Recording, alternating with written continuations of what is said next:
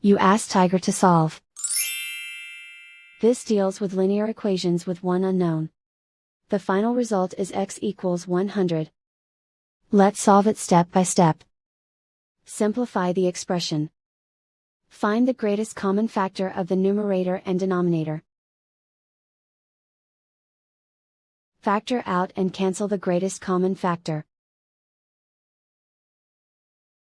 Swap sides. Isolate the x.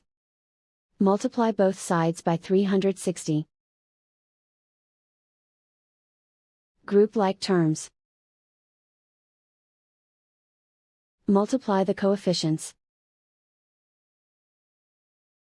Simplify the fraction.